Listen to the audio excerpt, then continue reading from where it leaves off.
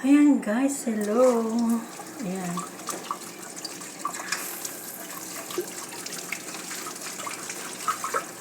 Kain ako ng papaya. Hindi ko alam kung hinog na ito. So, ubusin ko siya. Maliit lang naman siya. Paano kaya ang pagbalat ko? Tapos ganunin ko na lang siya. Tara, samahan niya ako.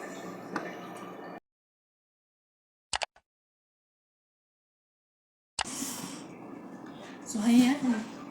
Hayaan nyo na yung mukha kong haggard.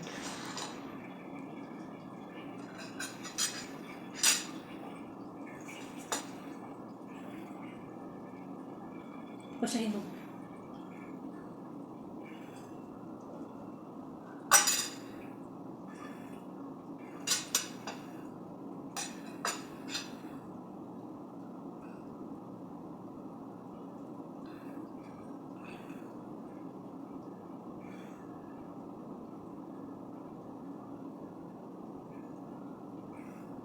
Itong buto niya guys, napanood ko kay Doc Ateo.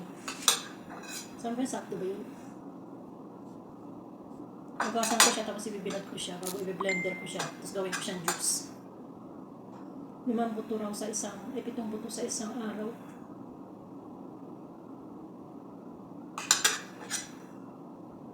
Malilinis daw yung liver mo in 1 week. Try ko nga.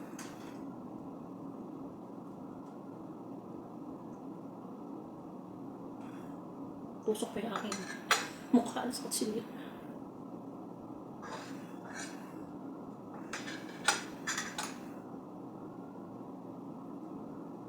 Ang tamis siya.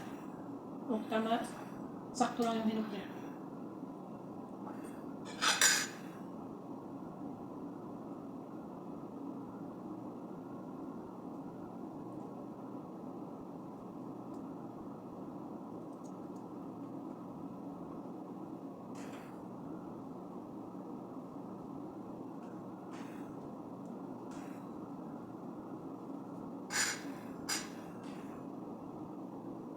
Nanginginig yung kamay ko. Isa ito sa paborito kong prutas.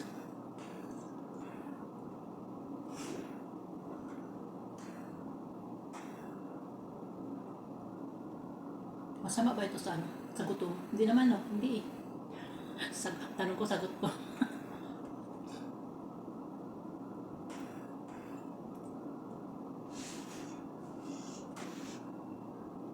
Mamaya may sumagot na hindi ko nakikita.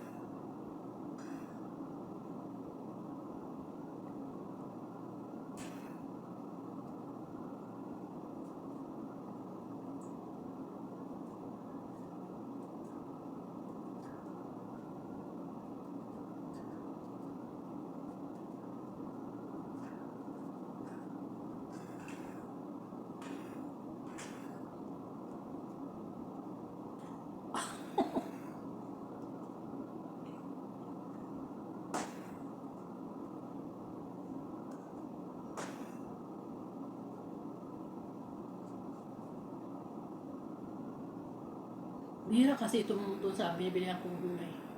Store na binibilihan kong mga gulay.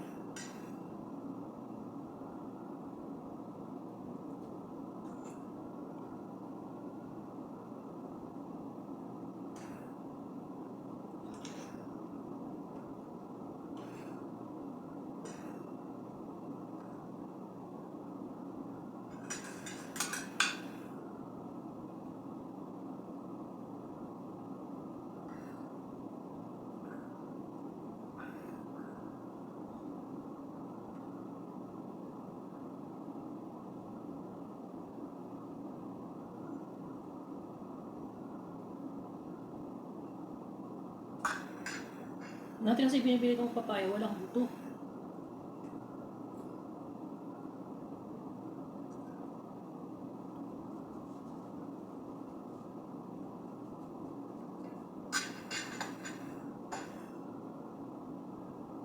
Busog ako.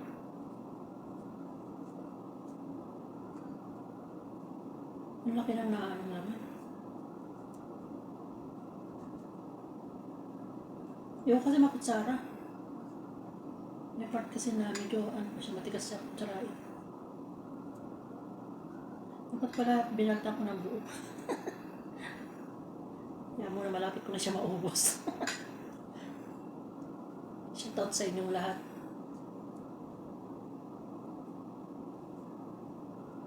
Diretso upload na to. Birthday pa ni Ma'am Joy. Hindi ko narinig yun ah. Shoutout Ma'am Joy, happy birthday. How old are you?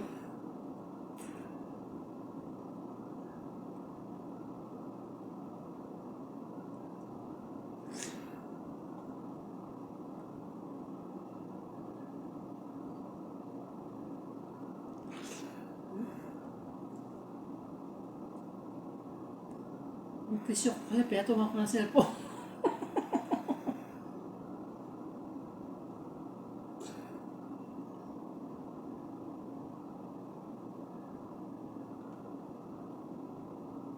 So, pang paborito ano? Guyabaan.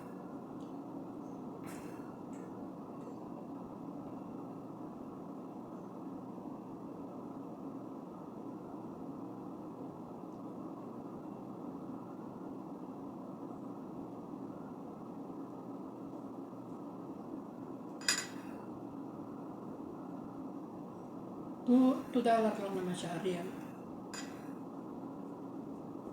Hindi na sila halos kumakain ng prutas dito kaya hindi ako bumili ng marami. Ano na kasi yung dito na dati yung mga prutas dito. Ngayon puros inject na siya, makikita mo yung inject. Ito hindi ko alam, wala akong nakitang inject. Wala siyang bakas na inject. Pati yung mga gulay. Yung kamatis, kitang-kita mo yung inject ng kamatis. Kaya hindi na sila bumibili ka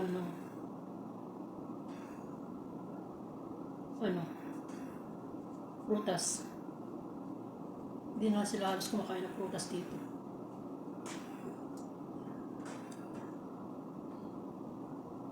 Nila ng saging. Kahit saging mayroong pakwan. Parang puno na lang, hindi ka papatay, puno na lang. Kala ko may tao. Hindi ka papatay, puno na formalin yung katawan.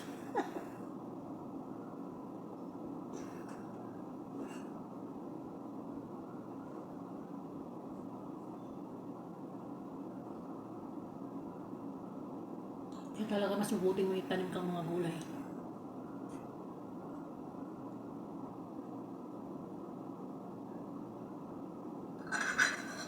Pag-uwi ko, magtanim ako. Kahit aalis ako, babakuran ko yung palibot.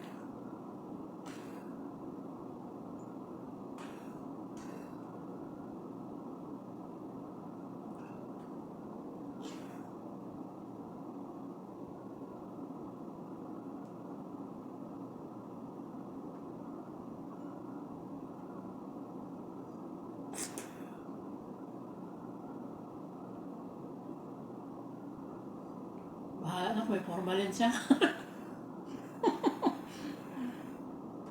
Parang pag natikok ako, meron na formalin kaagad. Hindi na safe ngayon yung mga ang dami na 80% na siguro ngayon ng mga pagkain na hindi na safe.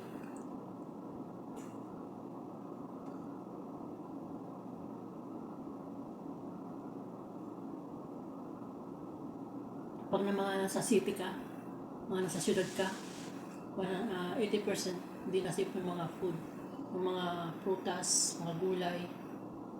Unless na nasa probinsya ka na doon ka talaga kukuha mismo sa pitasan niya.